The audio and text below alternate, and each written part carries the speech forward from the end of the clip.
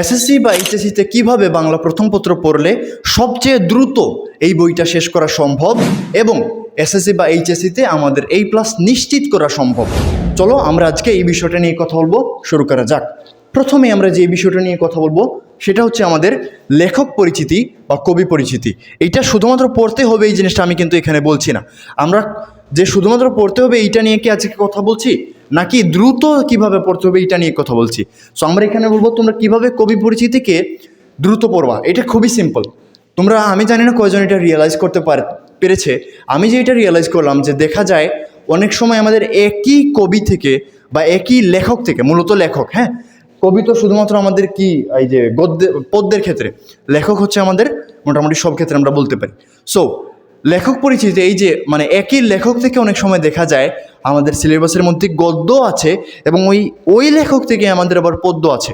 So আমরা এখানে যে জিনিসটা বলতেছি সেটা হচ্ছে, তুমি যখন ধরো তুমি প্রথমে বইটা খুলবা, হ্যাঁ, ধরো তুমি যেই গদ্যটা বা যেই পদ্যটা এখন বর্তমানে পড়তে চাচ্ছ সেইটার ক্ষেত্রে তুমি দেখবা যে ওই একই লেখকের অন্য কোনো গদ্য বা পদ্য আছে কিনা। তুমি ধরো গদ্য পড়তে চাচ্ছ, ধরো তুমি একটা গদ্য পড়তে চাচ্ছ যেটা হচ্ছে তোমার এসএসসি এর ক্ষেত্রে সেটা হচ্ছে তোমার শুভা, বা তুমি এইচএসসিতে পড়তে চাচ্ছ অপরিচিতা। তো শুভা বা অপরিচিতা কে লিখছে গদ্যটাকে, এই গদ্যগুলো কে লিখছে? এই গদ্যগুলো তোমার লিখছে হচ্ছে রবীন্দ্রনাথ চাচা, রবীন্দ্রনাথ ঠাকুর। সো এখন তুমি দেখবা যে এই লেখকের অর্থাৎ রবীন্দ্রনাথ ঠাকুরের অন্য কোনো পদ্য তোমার সিলেবাসের মধ্যে আছে কিনা। এসএসসিতে তুমি দেখবা তো অন্য কোনো পদ্য আছে কিনা। এইচএসসিতে তুমি মানে যেই রাইটারের তুমি গদ্য বা পদ্য পড়তে চাচ্ছ সেই রাইটারের দেখবা অন্য কোনো কন্টেন্ট আছে কিনা তোমার সিলেবাসের মধ্যে। যদি তুমি দেখো যে আছে, ধরো তুমি এইচএসসিতে দেখতেছো যে রবীন্দ্রনাথে তোমার অপরিচিতা আছে, আবার এর পাশাপাশি তোমার সোনার তরীও আছে, এই ক্ষেত্রে খুবই সিম্পলি তুমি কি করবা, একবার তুমি পড়বা কবি পরিচিতি। একবার, কয়বার? একবার পরে তুমি অপরিচিতা পড়বা, দেন তুমি বোর্ডের কোয়েশ্চেনগুলো সলভ করার পরে এরপরে তুমি আবার মানে কবি পরিচিতিটা বা লেখক পরিচিতিটা না পড়ে, দুইবার না পড়ে তুমি একবারেই মানে ওই যে অপরিচিতিতে পড়ছিলা, দেন তুমি ডাইরেক্ট তুমি মানে অপরিচিতার পরে যেই চ্যাপ্টারটা তুমি বাংলার ক্ষেত্রে পড়বা সেইটা যেন হয় ওই পার্টিকুলার লেখকের বা ওই লেখকের অন্য একটা কন্টেন্ট। যেমন আমি বললাম এখানে অপরিচিত পড়ার পরে তুমি ডাইরেক্ট সোনাতরী পড়বা, অপরিচিত পড়ার পরে কখনোই তুমি আমার পথ বা তোমার তাহারই মনে পড়ে বা বিলাসী, মাসি পিসি এগুলো পড়া যাবে না, ঠিক আছে? আচ্ছা, এগুলো পড়া যাবে না বলতে আর কি, যদি তুমি এগুলো পড়ো তাহলে দেখা যাবে যে তোমাকে আলাদা করে আবারও লেখক পরিচিতিটা পড়তে হচ্ছে। সো আমরা জাস্ট এখানে বলতেছি যে আলাদা করে পড়া লাগবে না যদি তুমি এই সিম্পল ট্রিকটা জানো, ঠিক আছে? আচ্ছা, যদি তোমার এরকম যদি তুমি দেখো যে লেখক তোমার মিলে নাই, তাহলে কি করতে হবে? তাহলে তো খুবই সিম্পল, আলাদা আলাদাভাবেই পড়তে হবে। আচ্ছা, এখন আরেকটা কথা এখানে বলে রাখবো, আমরা যখন রিভিশন দিব বা আমরা যদি কবি পরিচিতি ভুলে যাই, তাহলে আমরা অবশ্যই এই জিনিসটা করব। আমরা প্রথমবার যদি পড়ে থাকি গদ্য থেকে লেখক পরিচিতি, তাহলে পরের বার যেন আমরা পদ্য থেকে কবি পরিচিতিটা পড়ে নিই। মানে ধরো তুমি গদ্য থেকে রবীন্দ্রনাথের প্রথমে লেখক পরিচিতিটি পড়ছো, দেন তুমি আবার গদ্য থেকে পড়বা না, দেন তুমি পড়বা পদ্য থেকে।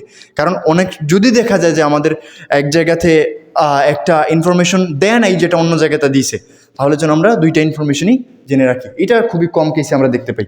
আচ্ছা, দেন এখন আসো শব্দার্থ। আমরা অনেকেই কিন্তু শব্দার্থ স্কিপ করে ফেলি, হ্যাঁ, শব্দার্থ কিন্তু স্কিপ করা যাবে না, ঠিক আছে? আচ্ছা, শব্দার্থ স্কিপ করা যাবে না। আমরা অবশ্যই বোর্ডেরগুলো তো পড়বো, এটা আমি আলাদা করে বলতে চাচ্ছি না, বোর্ডেরগুলো তো পড়বোই, পাশাপাশি আমরা যেন মেইন বইয়ের শব্দার্থগুলো মিনিমাম যেন আমরা রিডিং পড়ি, 1 থেকে 2 বার যেন আমরা মিনিমাম রিডিং পড়ি, ঠিক আছে? কারণ শব্দার্থ থেকে আমাদের সিকিউ এর ক নম্বরে অথবা এমসিকিউতে তো কোয়েশ্চেন আসেই, মিনিমাম একটা দেখবো তোমার এমসিকিউতে এরকম প্রত্যেকটা অধ্যায় থেকে কোয়েশ্চেন দেয়, মিনিমাম একটা। নর্মালি আমরা এইটাই দেখি, কখনো কখনো মিস যেতে পারে, কখনো কখনো আবার একটা চ্যাপ্টার থেকে তোমার 2টা দিয়ে ফেলছে, রাইট? সো এরকম হতে পারে। আচ্ছা, এরপরে আসো, এরপর এটা হচ্ছে পাঠ পরিচিতি।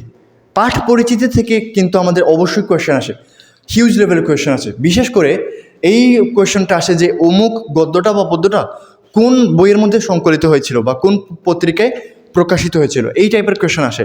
বা এরকম আর অনেক কোয়েশ্চেন আসে। মূলত হচ্ছে পাঠ বিশ্লেষণ বা পাঠ পরিচিতি তোমার যেটা আছে ওইটা তোমরা অবশ্যই মিনিমাম 1 থেকে 2 বার তোমরা কিন্তু হচ্ছে রিডিং পড়বা মিনিমাম। আচ্ছা, এরপরে আসো আমাদের সিকিউ এবং এমসিকিউ। যেখানে সিকিউ এবং এমসিকিউ এর ক্ষেত্রে কিন্তু আমাদের যে মূল যে পাঠটা আছে বা মূল যে আমাদের কবিতা বলো, নাটক, উপন্যাস যাই বলো না কেন, এই ক্ষেত্রে কিন্তু আমাদের চরিত্রগুলো একটু ইম্পর্টেন্ট।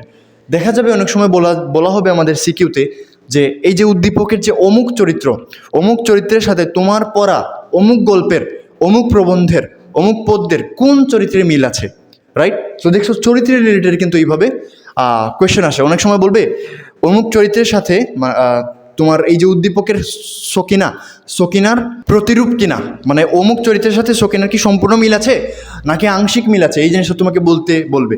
অনেক সময় তোমাকে এটা বলতে বলবে যে তোমার যে সকিনা আছে এই সকিনার সাথে তোমার পদ্যের বা তোমার নাটকের উপন্যাসের বৈসাদৃশ্য কি, সাদৃশ্য কি, এই ধরনের কথাবার্তা। সো আমাদেরকে অবশ্যই মূল যে পাঠটা আছে ওই পাঠের চরিত্রগুলোকে সুন্দর মতো পড়তে হবে, যাতে আমরা এইটা আমাদের সিকিউ বা এমসিকিউতে বলতে পারি যে অমুক চরিত্রের সাথে হচ্ছে তোমার মানে অমুক চরিত্র আসলে কী কী বোঝাতে চাইছে, কোন কোন তার বৈশিষ্ট্য আছে, হ্যাঁ, ক্যারেক্টারিস্টিক্স, এই জিনিসটা যেন আমরা ভালো মতো জানি। দেন চরিত্রের পরে আমাদের যে জিনিসটা আছে সেটা হচ্ছে আমাদের গদ্যের বা পদ্যের, নাটকের বা উপন্যাসের আমাদের মূল ভাব কি আসে, মূল ভাব। এখন এই মূল ভাবটা বলতে আমরা আসলে মূলত কি বুঝলাম? মূল ভাব বলতে আমরা সেটা বুঝাচ্ছি, দেখবা অনেক সময় আমাদের ঘ নম্বরে বিশেষ করে এইটা আসে যে এই আমাদের যে অমুক গদ্যটা বা অমুক পদ্যটা কি আংশিক প্রতিফলিত হয়েছে নাকি সম্পূর্ণ এইটার প্রতিফলিত হয়েছে উদ্দীপকের মধ্যে, সাদৃশ্য কি বৈসাদৃশ্য কি, মানে মূল পাঠ থেকে আমাদের কিন্তু অনেক সময় কোয়েশনটা তুলে দেয় যে সাদৃশ্য কি বৈসাদৃশ্য কি, সব কিছু তুলে ধরতে পেরেছে কি না নাকি আংশিক তুলে ধরতে পেরেছে, এই টাইপের কোয়েশন আসে।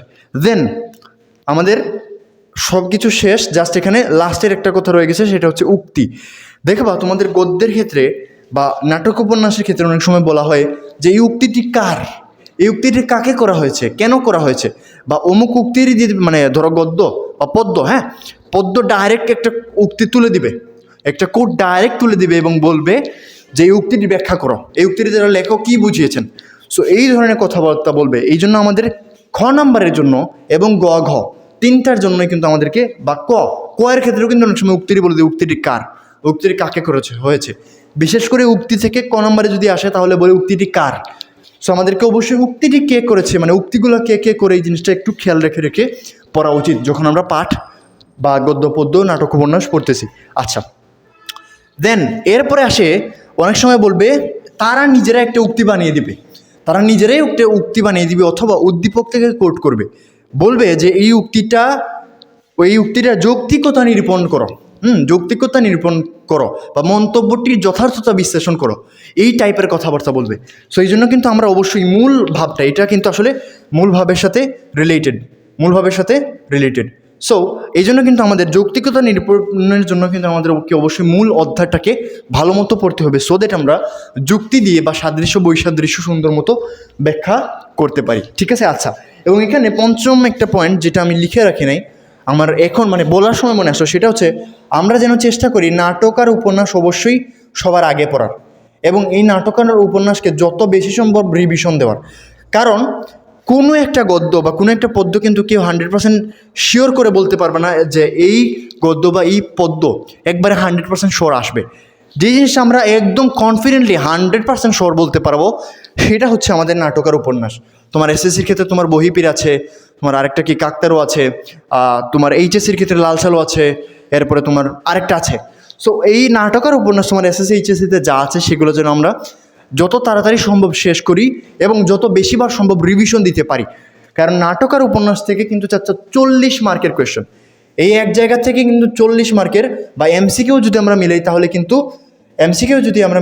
কিন্তু অ্যাভারেজে 10 মার্কের কোয়েশ্চেন, অর্থাৎ এই দুইটা জায়গা থেকে কিন্তু 50% কোয়েশ্চেন আসতেছে।